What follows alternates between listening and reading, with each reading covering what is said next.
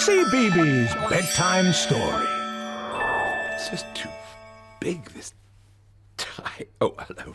I'm Simon. This tie is enormous.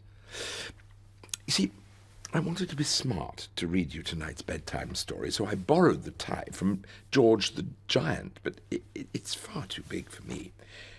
George is a very kind giant. Let me tell you about him. The story is by Julia Donaldson and Axel Scheffler, and it's called The Smartest Giant in Town. George was a giant, the scruffiest giant in town. He always wore the same pair of old brown sandals and the same old patched-up gown.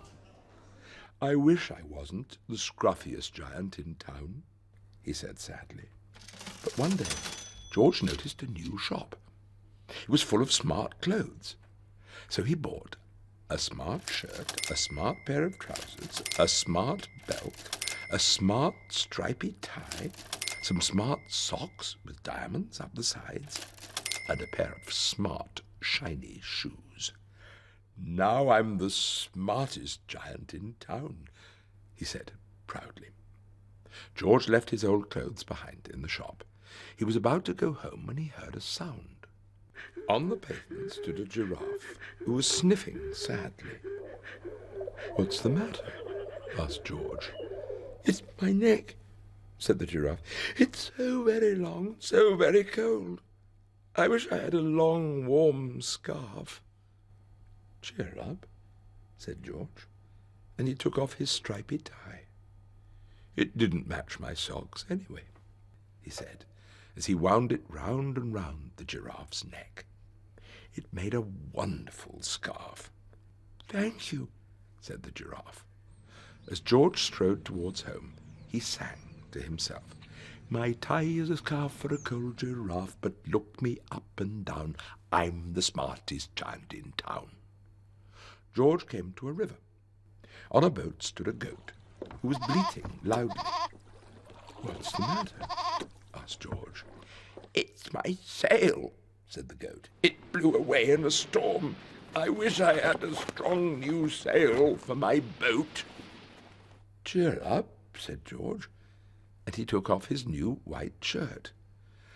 "It kept coming untucked anyway," he said, as he tied it to the mast of the goat's boat.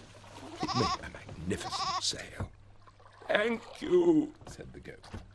George strode on, singing to himself, "My tie is a scarf for a cold giraffe, my shirt's on a boat as a sail for a goat, but look me up and down, I'm the smartest giant in town." George came to a tiny ruined house. Beside the house stood a white mouse with lots of baby mice. They were all squeaking. "What's the matter?" asked George. "It's our house," squeaked the mother mouse. "It burned down, and now we have nowhere to live. I wish we had a nice new house." "Cheer up," said George, and he took off one of his shiny shoes. "It was giving me the blisters anyway," he said, as the mouse and her babies scrambled inside. The shoe made a perfect home for them. Thank you, they squeaked. George had to hop along the road now, but he didn't mind. As he hopped, he sang to himself, "My tie is a scarf for a cold giraffe, my shirt's on a boat as a sail for a goat, my shoe is a house for a little white mouse, but look me up and down, I'm the smartest giant in town."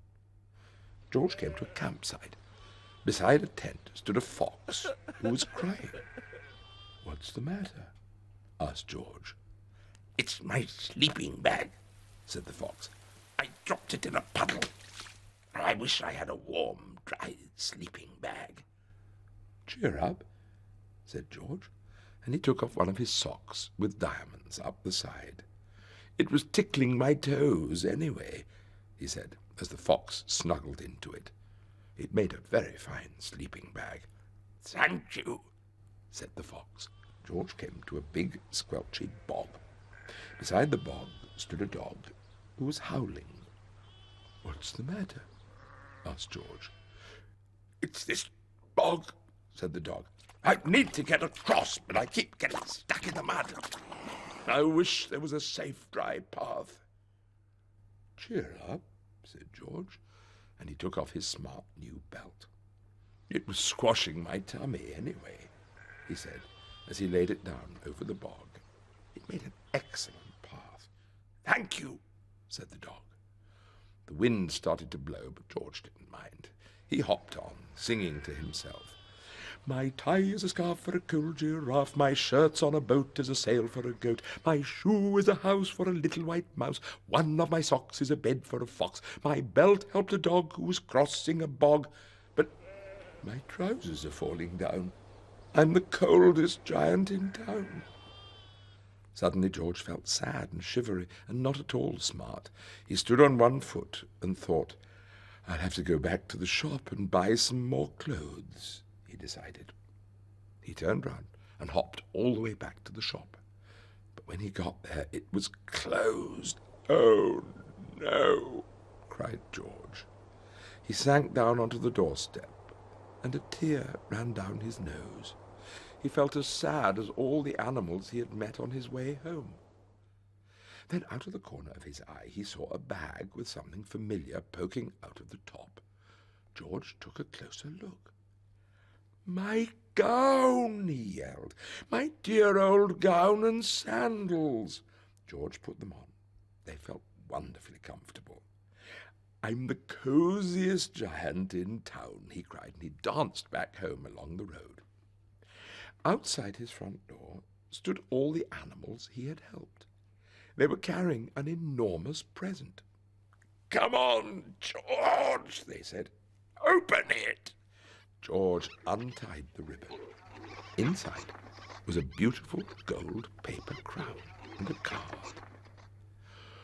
Look inside the card, George, said the animals. George put the crown on his head and opened the card. Your tie is a scarf for a cold giraffe. Your shirt's on a boat as a sail for a goat. Your shoe is a house for a little white mouse. One of your socks is a bed for a fox. Your belt helped a dog who was crossing a bog. So here is a very fine crown to go with the sandals and gown of the kindest giant in town. That story was called The Smartest Giant in Town. Wasn't George a very generous and kind giant? Can you think of anybody you can help tomorrow? Just like George? But while you're thinking, it's time to close your eyes and go to bed. I'll see you soon for another bedtime story. Good night. Now, I really should take this tie back to George. He probably needs